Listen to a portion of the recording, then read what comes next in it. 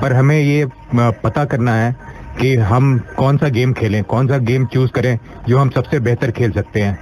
उसके लिए अगर आप चाहें तो ये 4 सवाल जो हैं ये लिख लें और उसका जवाब अपने शब्दों में दें। सबसे पहला सवाल है हु एम आई, मैं कौन हूँ। मैं एक स्टूडेंट हूँ, मैं एक प्रोफेशनल हूँ, मैं एक इंजीनियर हूँ, मैं एक डॉक्टर हूँ, मैं एक बिजनेसमैन हूँ, मैं कौन हूँ। तो आप धीरे धीरे उस बात पे पहुंचेंगे कि आप एक आत्मा है और आपके पास असीमित शक्ति है। और दूसरा question why am I hear, मैं इस धरती पे किस लिए हूँ। जैसा मैंने बताया आप इस धरती पर किसी महान कार्य के लिए हैं, तो वो कौन सा कार्य है जो आप सबसे बेहतर कर सकते हैं, कौन सी आप में क्षमता है, कौन सा आप में टैलेंट है जो आप दुनिया में सबसे बेहतर कर सकते हैं, कौन सी चीज जो आपसे बेहतर कोई नहीं कर सकता। तो ये हो गया who am I, why am I hear, what do I want from life, मेरे को जिंदगी से क्या चाहिए। आप जिंदगी में क्या बनना चाहते हैं, आप इंजीनियर बनना चाहते हैं, आप डॉक्टर बनना चाहते हैं, आप क्या बनना चाहते हैं। तो आपका एक ध्येय होना चाहिए और आपका एक महान उद्देश्य होना चाहिए कि आपका जो ध्येय है उसको आप फाइन ट्यून कर लो कि आप केवल एक डॉक्टर नहीं बनना चाहते हैं, आप एक कार्डियोलॉजिस्ट बनना चाहते हैं, आप एक साइकेट्रिस्ट बनना चाहते हैं, आप पेडियाट्रिशियन बनना चाहते हैं। अगर आप इंजीनियर बनना चाहते हैं तो आप कौन सा इंजीनियर बनना चाहते हैं, आईटी इंजीनियर बनना चाहते हैं या आप सिविल इंजीनियर बनना चाहते हैं, आप एक आर्किटेक्ट बनना चाहते हैं, आप क्या बनना चाहते हैं। तो जैसे अर्जुन और चिड़िया की आंख की कहानी है, तो आपका ध्येय जो एकदम स्पेसिफिक होना चाहिए, आपका जो एम है वो एक स्मार्ट एम होना चाहिए, जिसमें कहते हैं ए स्टैंड्स फॉर स्पेसिफिक। वो स्पेसिफिक एम हो, मेजरेबल एम हो, वो अचीवेबल हो, रियलिस्टिक हो और टाइम बाउंड हो। तो ये आपका एम होना चाहिए। और जो चौथा क्वेश्चन है what do I want from life today, आज मेरे को जिंदगी से क्या चाहिए। तो इन चारों सवालों का जवाब अगर आप लगातार 20-21 दिन तक देंगे तो आपको एक ट्रेंड दिखेगा, आपको क्लैरिटी आपके दिमाग में आएगी कि आप जिंदगी से क्या चाहते हैं और जिंदगी में क्या बनना चाहते हैं। और आपके जितने कंफ्यूजन है, जितने आपके जो आप इंडिसिसिवनेस है, आप डिसाइड नहीं कर पा रहे हैं, वो दूर होगा। इस नोट पे हम एक छोटा सा ब्रेक लेते हैं ना। आई एम श्योर आपको भी लाइफ में क्लैरिटी मिलेगी, लेकिन उससे पहले एक छोटा सा गाना वाला break and will be right back. सुनते रहे रेडियो रूम 104.8 बोलिए तो टेंशन नहीं लेने का। पैरालिसिस का जो सबसे अच्छा जो डेफिनेशन है जो मैंने पढ़ा है वो ये है कि एक एक्सपेरिमेंट किया गया जिसमें एक मेढक को पानी में डाला गया और धीरे धीरे उस पानी का टेम्परेचर बढ़ाया गया। तो मेढक जो है वो अपने बॉडी को एडजस्ट करता रहा जब तक टेम्परेचर उसका बढ़ता रहा और उसने अपनी सारी शक्ति जो है, अपनी सारी ताकत जो है, सारी ऊर्जा जो है वो उस टेम्परेचर को एडजस्ट करने में लगा दी। और उसके बाद जब पानी बॉयल होने लगा, जब उसका दम घुटने लगा, तो उसके पास इतनी ताकत नहीं थी कि वो उससे कूद सके। अगर वो पहले उस पानी से कूद जाता जब टेम्परेचर बढ़ना शुरू हुआ था तो वो शायद जिंदा बच जाता। तो हमारे साथ लाइफ में यही होता है कि हम किसी चीज को इतना एनालाइज करते रहते हैं कि हमें कंफ्यूजन हो जाता है कि हमें मेडिकल लेना है, हमें इंजीनियरिंग लेना है, हमें क्या करना है। तो इसके लिए जैसे मैंने पहले बताया कि आपका लाइफ में एक ध्येय होना बचपन से। आपको पता है टाइगर वुड्स जब 3 साल के थे तब उन्होंने अपना ध्येय बनाया कि मुझे दुनिया का सबसे बड़ा गोल्फर बनना है। जब ब्रेटली 4 साल के थे तब उन्होंने अपना ध्येय बनाया कि मुझे ऑस्ट्रेलियन क्रिकेट टीम ज्वाइन करनी है। तो आपका ध्येय तो बचपन से ही, आप जितने छोटे से हो सके उतने छोटे से आपका ध्येय होना चाहिए कि आपको लाइफ में क्या करना है। तो ये अभी भी लेट नहीं हुआ।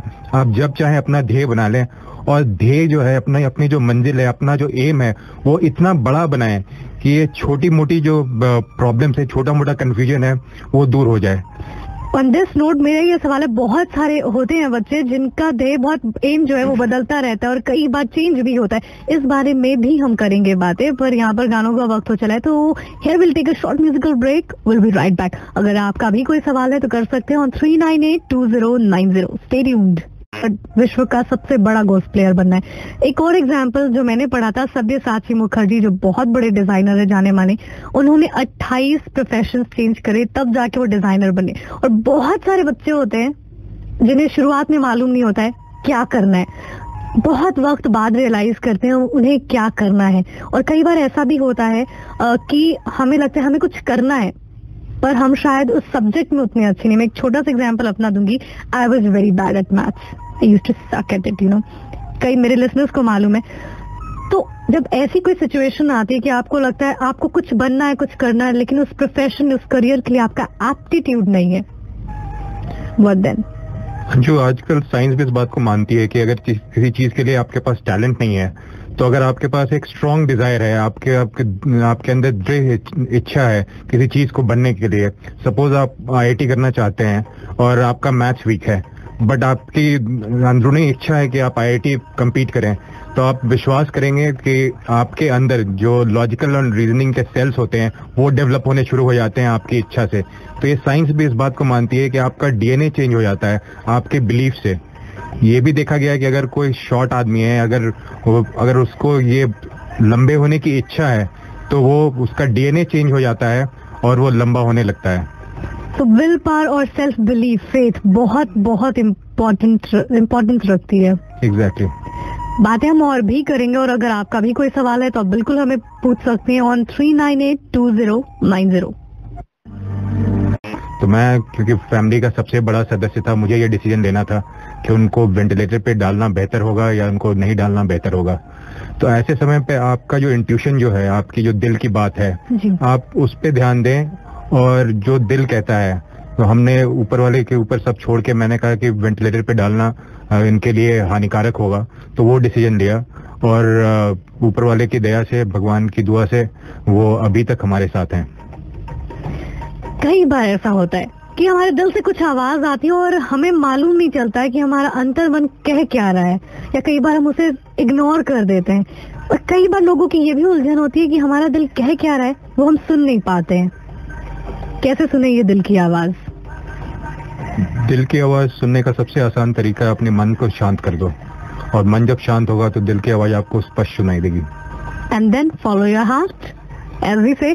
और अगला वाला गाना, दिल को 1000 बार रोका रोका रोका। सुनते रहिए रेडियो तुम्हारा 4.8 FM, बोले तो टेंशन नहीं लेने का।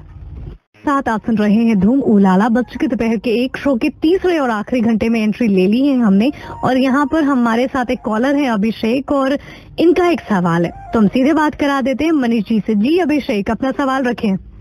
हाँ सर, मैं एक IPS ऑफिसर बनना चाहता हूँ, मगर मेरा मैथ बहुत वीक है और उसमें मैथ के क्वेश्चन आते ही आते हैं UPSC में। तो आप क्या कुछ एडवाइस देंगे मेरे लिए जो यूजफुल होगा? आप IAS ऑफिसर बनना चाहते हैं? हाँ सर, मैं IPS ऑफिसर बनना चाहता हूँ। अच्छा, आप ये सोचना छोड़ दें कि आपका मैथ्स कमजोर है। आज से आप ये प्रण ले लें कि आप कभी दोबारा नहीं सोचेंगे कि आपका मैथ्स कमजोर है। आप अपनी तरफ से पूरी कोशिश करें, ठीक है? आपको सर मैं बाकी सब्जेक्ट में तो मैथ करता हूँ सर, जैसे कॉमर्स हो गया, अकाउंट्स हो गया, इकोनॉमिक्स हो गया, आप सब मेहनत करता हूँ। नहीं, आप मेहनत कीजिए और अपने दिल से ये बात निकाल दें, अपने दिमाग से ये बात निकाल दें कि मैथ्स आपका वीक है। पहले कभी था पर अब नहीं है। आज से एक नई शुरुआत करें ये सोच के कि मैथ्स आपका स्ट्रांग होगा, ठीक है? अगर आप ये दृढ़ निश्चय कर लें, ये विश्वास कर लें कि आपका मैथ्स आज से स्ट्रांग होगा, तो आपका मैथ्स स्ट्रांग हो जाएगा, और आप देखेंगे अगले 20-21 दिन में आपको इसका रिजल्ट मिलेगा। Thank you sir. ओके, बहुत कॉल करने के लिए बहुत बहुत धन्यवाद। Thank you sir. ये थे अभिषेक, और इनका सवाल था कि मैथ्स वीक है, क्या करे। सेम पिंच अभिषेक, मेरी भी जिंदगी का ये बहुत बड़ा सवाल रहा है। थैंकफुली ये पीछे छूट चुका है, और पीछे हम बिल्कुल नहीं छोड़ने वाले हैं। किसे? गानों को। गाने आ रहे हैं, एंजॉय करें, और अगर आपका भी कोई सवाल है तो कॉल करें ऑन 3982090। फोन उठाओ, नंबर घुमाओ। फोर्स में पायलट रह चुके हैं, एक लेखक है और इंस्पिरेशनल कोच भी, और फिलहाल हमारे साथ फोन लाइन पर है एक कॉलर संजीव। हेलो संजीव, कैसे हो आप? बहुत अच्छा है, और उनका इंटरव्यू बहुत ही बढ़िया लग रहा है सुनने में। थैंक यू सो मच जी। आपका सवाल है, आप पूछ सकते हैं। हाँ, मैं एक बार उनसे सवाल ये पूछना चाहता था, जब वो हेलीकॉप्टर जो ऊपर आसमान में लेके चलते थे, उड़ते थे ऊपर में, फ्लाई करते थे, तो उनको नीचे कैसा लगता था? मतलब अंदर में कोई डर या कुछ उस समय किसी की यादें कुछ ऐसी होती थी कि जो कभी डर सा महसूस हुआ कि नहीं आज तक कभी? नहीं, कितने सारे इंसिडेंट्स हुए जब मुझे भी अपने जान का खतरा मेरे को लगा, और मैं जो भी आज जो कुछ भी हूँ वो उन खतरों का सामना करने पर मुझे जो ज्ञान मिला। कितने इंसिडेंट्स थे, मैं धीरे धीरे आपको प्रोग्राम में आगे बताऊंगा। कितने सारे इंसिडेंट्स थे जब मेरे को लगा कि आज हमारा आखिरी समय हो गया है। तो इस बात का डर तो हर एक आदमी को होता है, कभी रात में हम पाकिस्तान बॉर्डर के ऊपर फ्लाई करते रहते थे, तो वहां से जब एक रोशनी की चमक दिखती थी तो वो लगता था कि जैसे गोली चली है। तो इस तरह का डर, और कभी कभी हमारा ऐसा हुआ कि जहाज खराब हो गया, जहाज में कुछ गड़बड़ी हो गई, और उस समय भी हमें डर लगा। तो डर तो पार्ट ऑफ ड्यूटी है कि वो तो हमें निभानी पड़ती है। और ऊपर से आपको कैसा लगता था नीचे? ऊपर से बहुत बढ़िया लगता है, दुनिया बहुत अच्छी दिखती है। जो ऊपर वाले का क्रिएशन है, जो ऊपर वाले की बनाई हुई दुनिया है, बहुत ही अच्छी है। दावत संजीव, और मैं आपको बताऊं कि काम करते ना, गानों की तरफ बढ़ते हैं, और अगर आपका भी कोई सवाल है तो आप हमसे कर सकते हैं 39829090, दैट्स द नंबर। फोन उठाओ, उंगलियों को कष्ट दो, नंबर नहीं है, लेकिन कैसे एग्जैक्टली अपने दिमाग को प्रोग्राम करें सक्सेस के लिए, ये हमें बताएंगे मनीष जी। अंशु, से पहले कि आपको मैं बताऊं कि आप दिमाग को कैसे प्रोग्राम कर सकते हैं, आपको ये बताना जरूरी है कि हमारा दिमाग जो है वो 4 लेवल पे काम करता है जी। जब हम रोजमर्रा का काम करते हैं, नॉर्मल प्रॉब्लम सॉल्विंग करते हैं, तो ये बीटा लेवल पे काम करता है, और इसकी फ्रिक्वेंसी होती है 12 to 16 हर्ट्ज। और जब हम थोड़ा डीप ब्रीदिंग करते हैं, थोड़ा रिलैक्स हो जाते हैं, तो ये अल्फा लेवल पे आ जाता है, और इसकी फ्रिक्वेंसी हो जाती है 8 से 12 हर्ट्ज। ओके। और जब हम डीप मेडिटेशन करते हैं तो दिमाग और भी शांत हो जाता है, और ये 4 से 8 हर्ट्ज पे काम करता है। और उसके बाद आपने सुना होगा कि योगी लोग समाधि में चले जाते हैं, जो बिना पानी या बिना सांस के और दिनों तक जमीन के अंदर गड़े रहते हैं। तो उन्होंने अपने दिमाग को इतना नियंत्रित कर लिया है कि वो धीरे होके 0 से लेके 4 हर्ट्ज के फ्रिक्वेंसी पे काम करता है, और ये होता है डेल्टा लेवल। तो बीटा, अल्फा, थीटा, डेल्टा, ये 4 लेवल्स होते हैं। थीटा और डेल्टा लेवल पे हम जा नहीं सकते हैं, और हम कोशिश कर सकते हैं अल्फा लेवल पे जाने का। और अल्फा लेवल पे जो हमारा जो ब्रेन होता है, ये सबसे ज्यादा कंड्यूसिव होता है प्रोग्रामिंग के लिए जी। और ये जो टेक्निक मैं आपको बता रहा हूँ, इस टेक्निक का नाम है IVR। ये I होता है idealise, V for visualise and R for realise.